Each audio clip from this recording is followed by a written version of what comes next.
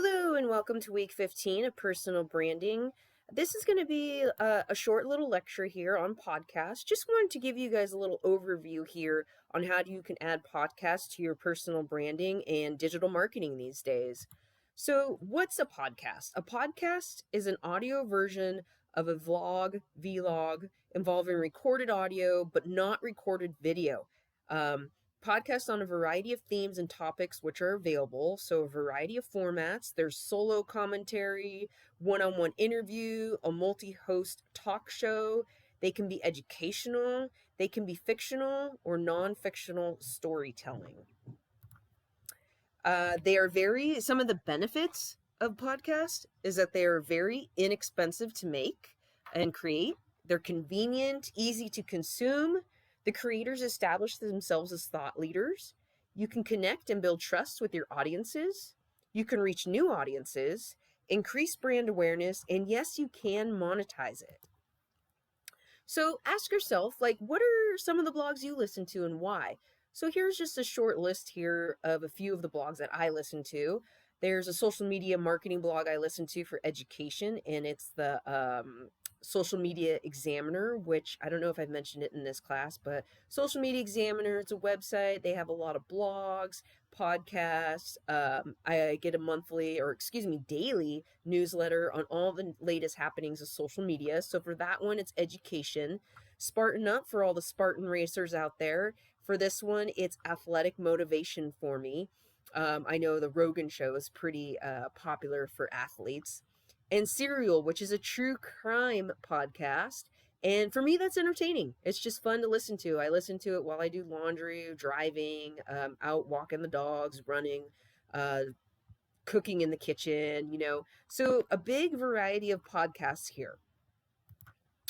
So how do you start if you want to start a podcast, right? So you want to plan your podcast first. You choose a topic, you plan the story, and you brainstorm sounds. So you definitely want to test out these sounds. You want to make sure if you're using any music that you have the legal authority to use the music. You can't just be using any music.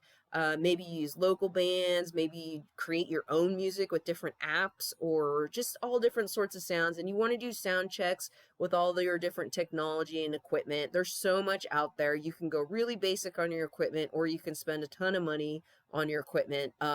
I would just Google what's the best equipment these days. It's constantly changing. I personally don't know the best equipment out there, but I know you can definitely start off small and then grow into your podcast. Podcast production, you'll want to record. You want to practice recording. Make sure that you don't mess up. Practice the sound quality, the room that you're in. You may have it in the garage, and then you realize later after doing some practice sessions like, ooh, yeah, the sound is not great in the garage. I need to move to an office or a different room in the house. Interview practice. You want to practice interviewing your people. So use some family and friends first before you start actual people. Can you interview over the phone? Do you do it over Zoom? Do you do some sort of conference call? So you want to definitely practice on how to do that. Maybe the best way at first is to have the actual person come into your, let's just say, studio and use the equipment that you're on. That's probably the best at first, but if you're going to interview someone who doesn't live close to you, and you're going to have to find different avenues on how to interview them and practice first to make sure that sound quality is what you're looking for. Also, a checklist for field recording. If you're going out in the field and you're going to record a podcast, a park, community center, that sort of thing, you want to make sure you have a checklist with your meeting with your interview person. So here is your checklist. A phone or recording device. You can do a lot with your smartphone these days, although I do recommend getting some sort of podcast recording device. If you're using a microphone that requires batteries, always bring extra batteries. If you're recording sounds on your phone, make sure you bring a charger. I always recommend bringing your laptop and a fully charged phone and an iPad if you have one. So it's always great to have more than one device. Headphones, you'll want to be wearing these as you record. So many different types of headphones these days, anywhere from $20 to $500. So get what works for you. Your list of interview questions. Again, you'll want to kind of practice these questions ahead of time. You might want to let your interviewee know of the questions ahead of time, or depending on what kind of podcast you're creating, maybe you don't. and your list of sounds to record. So basic checklist right there. If you're looking for a good podcast, just kind of a newer podcast, not like a huge mainstream one that's had a lot of practice, you can check out the Trail Life podcast, which is put on by the Endurance Race Series. So the race director of this race series, with all the races being shut down due to COVID, he wanted to find different ways to, one, gain monetize, gain some ROI, because he wasn't able to have one-on-one, not one-on-one, but he wasn't able to have live in-person races for a good year and a half, right? So someone who loses their income, how do you get income again from your sponsors? How do you engage with your community and your audience? You can't just go, die for a year and a half and then come back to racing.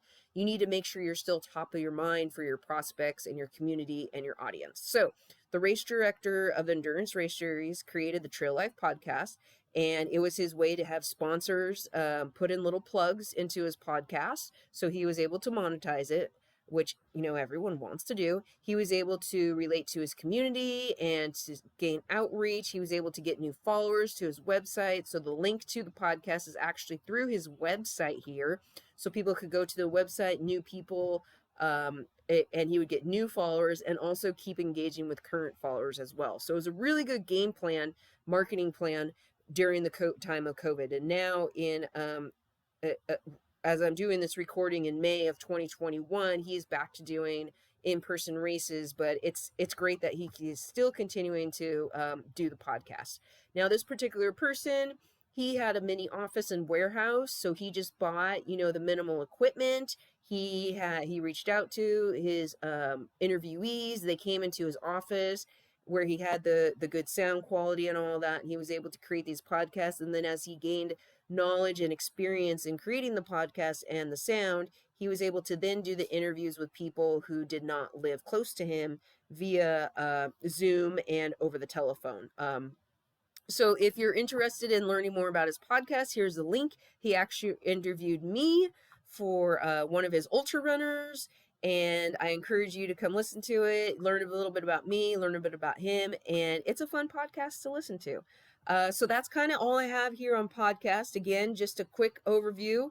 You guys have a really busy week this week. Email me if you have any questions on any class assignments, and have a great day.